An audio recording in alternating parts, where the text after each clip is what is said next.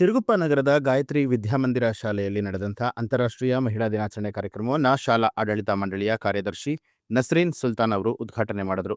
ಈ ಕುರಿತು ಮಾತನಾಡಿದಂಥ ಅವರು, ನಮ್ಮ ದೇಶದ ಸಂಸ್ಕೃತಿಯಲ್ಲಿ ಹೆಣ್ಣಿಗೆ ಮೊದಲ ಸ್ಥಾನ ಕೊಡಲಾಗಿದೆ. ಹೆಣ್ಣಿಗೆ ಗೌರವ ಸಿಗಲಿಲ್ಲ ಅಂತ ಹೇಳಿ ನಮ್ಮಲ್ಲಿರುವಂತಹ ಕೊರಗು ನಾವು ಹೋಗಲಾಡಿಸಬೇಕಾದ್ರೆ ನಾವು ಮೊದಲು ಗೌರವಯುತವಾಗಿ ಬದುಕಲು ಬೇಕಾದಂತಹ ಮಾರ್ಗೋಪಾಯಗಳನ್ನು ಕಂಡುಕೊಳ್ಳುವ ಮೂಲಕ ಅದನ್ನ ಪಡಿಬೇಕು ಅಂತ ಹೇಳಿದ್ರು.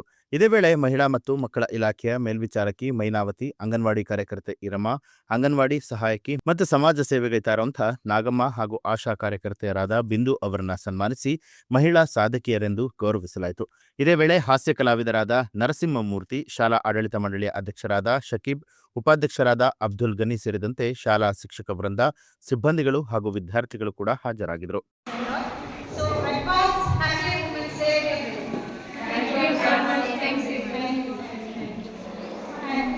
ನಮ್ಮ ಕರ್ನಾಟಕದ ಸಂಸ್ಕೃತಿಯಲ್ಲೇ ನಮ್ಮ ದೇಶದಲ್ಲಿರುವ ಸಂಸ್ಕೃತಿ ಪ್ರಕಾರ ಹೆಣ್ಣಿಗೆ ಮೊದಲಿನ ಸ್ಥಾನ ಕೊಡಬೇಕು.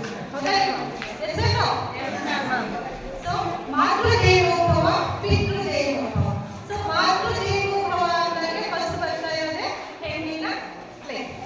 ಸೊ ಹಾಗೆ ಹೆಣ್ಣಿನ ಅಪ್ಪಣೆ ಇಲ್ಲದೆ ಯಾವ ಕಾರ್ಯ ಮಾಡೋದಕ್ಕೆ ಸಾಧ್ಯ ಇಲ್ಲ. ಸೊ ಅದೇ ರೀತಿ ಹೆಣ್ಣಿಗೆ ಗೌರವ ನಮಗೆ ಮುಂದಿಂದ ಸಿಗ್ತಾ ಬಂದಿದೆ. ನನ್ನ ಪ್ರಕಾರ ಹೆಣ್ಣಿಗೆ ಗೌರವ ಕೊಡಿ ಅಂತ ಹೇಳ್ತಿಲ್ಲ, ಹೆಣ್ಣಿಗೆ ಗೌರವವನ್ನು ಗಳಿಸುವ ವಿಚಾರವನ್ನು ತಿಳ್ಕೊಬೇಕು. ಯಾವಾಗಲೂ ಹೆಣ್ಣಿಗೆ ಗೌರವ ಕೊಡಲ್ಲ, ಅದು ಕೊಡಲ್ಲ, ಇದು ಕೊಡಲ್ಲ ಅಂತ ನೀವು ಸ್ಪೀಚಲ್ಲಿ ಕೇಳ್ತಾ ಇರ್ತೀರ. ಹೆಣ್ಣಿಗೆ ಗೌರವ ಕೊಡೋದಲ್ಲ, ಹೆಣ್ಣಿಗೆ ಗೌರವ ಕೊಡೋ ಥರ ನಾವು ಅದನ್ನ ಪಡ್ಕೋಬೇಕು. ಅರ್ಥ ಆಯ್ತಾ? ನ್ಯೂಸ್ ಅಲರ್ಟ್ ನಿಮ್ಮಿಂದ ನಿಮಗಾಗಿ.